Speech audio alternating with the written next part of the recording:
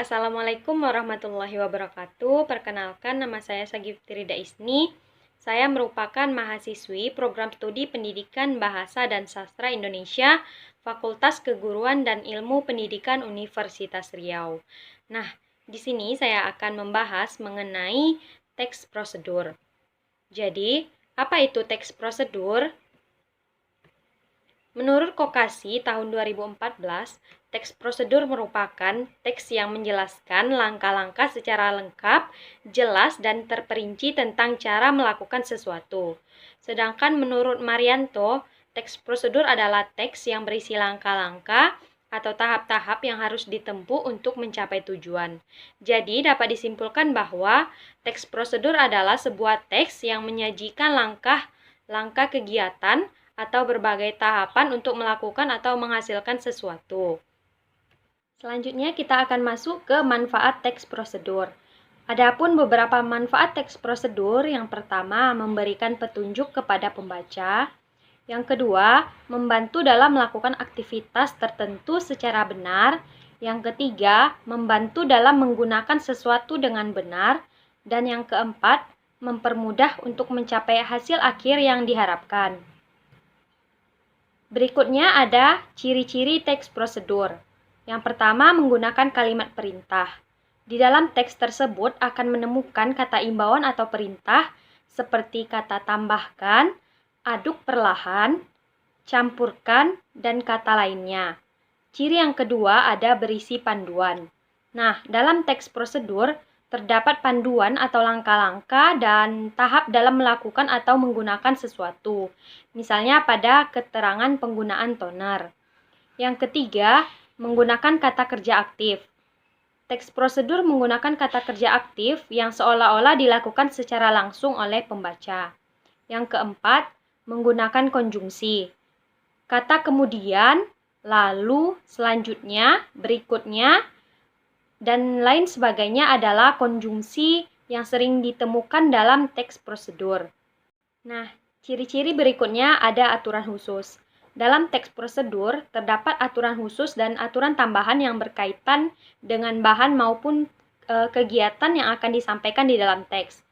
Saat membaca detail teks ini, kita akan menemukan beberapa aturan. Misalnya, pada prosedur memasak mie instan, kita akan menemukan aturan terkait takaran air, takaran besar kecilnya api kompor, dan lainnya. Ciri berikutnya ada terdapat urutan kegiatan. Dalam teks prosedur, terdapat urutan kegiatan yang disusun secara sistematis. Untuk memudahkan pembaca memahami urutan kegiatan, maka penulis menggunakan poin-poin atau penomoran. Selanjutnya ada struktur teks prosedur. Yang pertama ada tujuan, ada material, ada langkah-langkah, dan yang keempat ada penegasan ulang atau kesimpulan. Tujuan. Tujuan di sini merupakan pada awal pembukaan teks prosedur, penulis biasanya memberikan penjelasan terkait tujuan dalam penyusunan teks prosedur. Hal ini bisa menginformasikan hasil akhir yang akan dicapai. Struktur yang kedua ada material, merupakan hal-hal apa saja yang biasanya perlu dipersiapkan dan apa saja yang dibutuhkan dalam pelaksanaan atau pembuatan kegiatan tersebut. Berikutnya ada langkah-langkah. Bagian ini menjelaskan tentang proses atau tahapan yang harus dilakukan demi mendapatkan hasil maksimal sesuai dengan tujuan dari teks prosedur. Dan struktur yang terakhir ada penegasan ulang. Bagian terakhir ini menjelaskan tentang simpulan dari suatu teks yang dilakukan.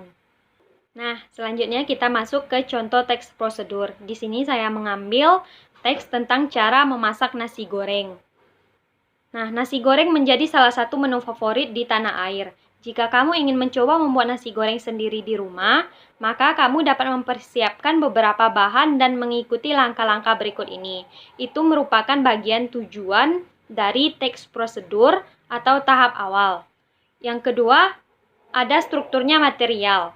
Material ini berupa bahan serta alat-alat yang harus dipersiapkan seperti bahan utamanya 400 gram nasi putih, 100 gram daging ayam rebus atau goreng, suwir halus, 500 gram daun kol, lalu iris halus, kemudian 2 sendok daun bawang hingga iris halus, dan bumbunya terdapat 4 sendok kecap manis, 1 sendok kecap asin, setengah sendok merica bubuk, setengah sendok garam, dan setengah sendok merica bubuk.